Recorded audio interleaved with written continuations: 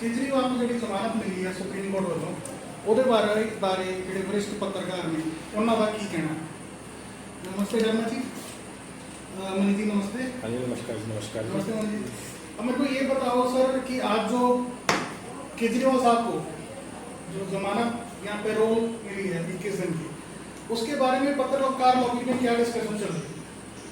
देखिए, हमें भी खबरों के माध्यम से पता लगा है कि अरविंद केजरीवाल जी को जमानत मिल गई है। जमानत उन्हें चुनाव को लेकर सुप्रीम कोर्ट से दी गई है और अरविंद केजरीवाल 40 दिन से तिहाड़ जेल में बंद थे। चुनाव प्रचार आम आदमी पार्टी जो है वो शुरू से ही आरोप लगा रही है कि चुनाव में वो प्रचार ना कर पाए, यही कारण था कि उन्हें जेल में डाल दिया गया। आम आदमी पार्टी ने कई तरह के आरोप लगाए, बीजेपी पे सीधे सीधे आरोप जड़े कि चुनाव को खराब करने के लिए आम आदमी पार्टी के कैंडिडेट्स जो है उनको खराब करने के लिए अरविंद केजरीवाल जी को जेल में डाल दिया गया। अब मामला पहले हाई कोर्ट में गया, उसके बाद सुप्रीम कोर्ट में गया। सुप्रीम कोर्ट ने 1 जून तक अरविंद केजरीवाल जी को जमानत नहीं पैरोल पर भेजा है। हर हाल में उन्हें 2 जून तक तिहाड़ जेल में आत्मसमर्पण करना ही पड़ेगा उन्हें।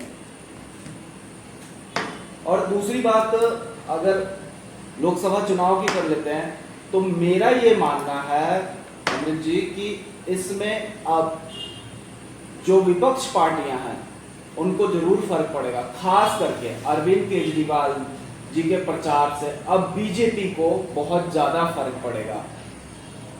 अब खबरों के माध्यम से भी मैं देख रहा हूं कि इस जमानत को लेकर ईडी के जो वकील हैं वो हाई कोर्ट में फिर दोबारा से याचिका डालेंगे। और दूसरी सबसे बड़ी जो खबर आ रही है वो खबर यह है कि झारखंड के जो मुख्यमंत्री थे, पूर्व मुख्यमंत्री जो थे, वो भी तिहाड़ जेल में ही बंद हैं और उन्होंने भी ये याचिका दायर कर दी है कि मुझे भी चुनाव प्रचार के लिए जमानत पैरोल दी जाए।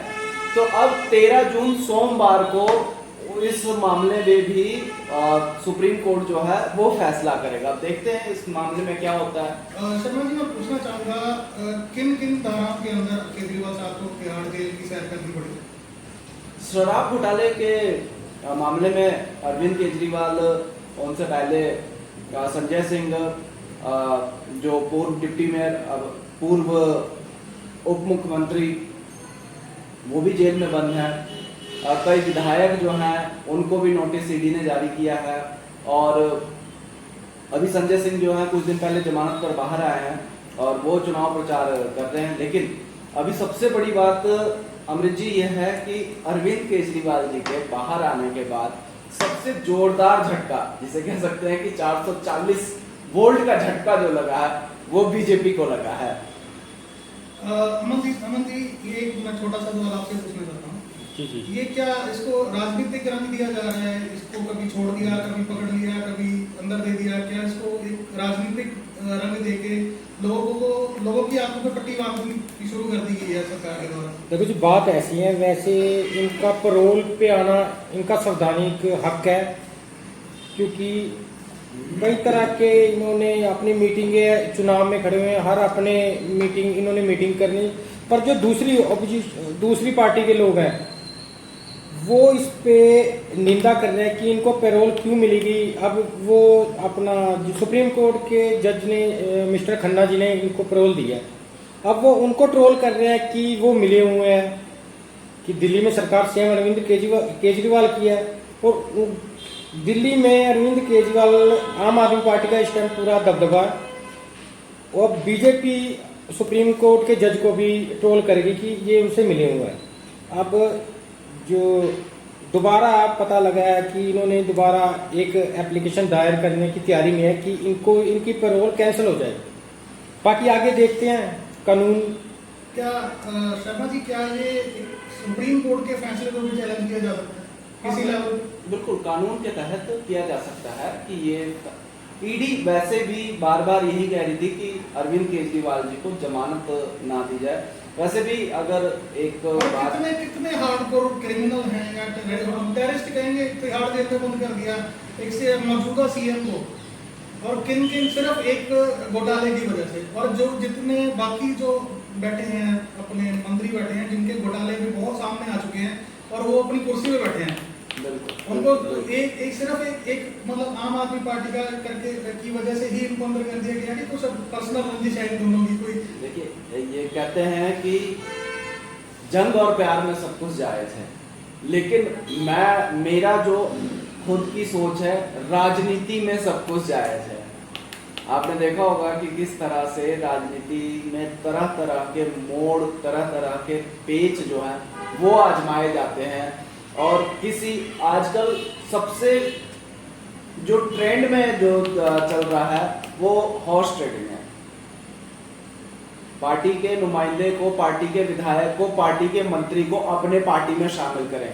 अगर बात करें हम चंडीगढ़ की, तो अकाली दल के जो लोकसभा चुनाव उम्मीदवार थे वो आम आदमी पार्टी में शामिल हो गए।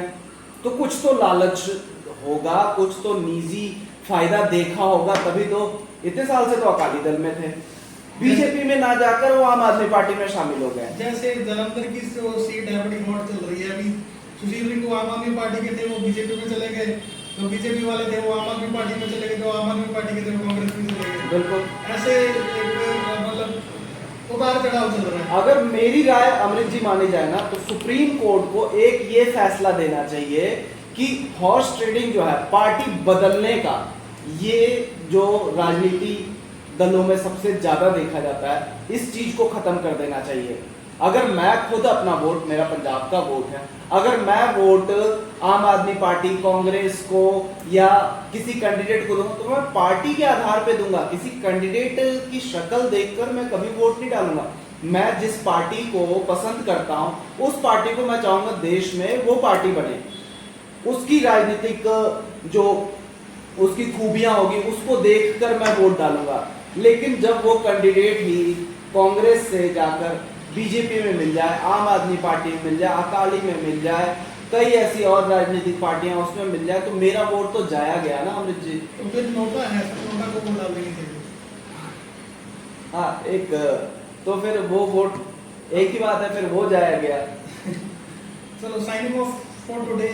नीडम न्यूज से हम इसी तरह की बहस से आपका मनोरंजन करते रहेंगे। धन्यवाद।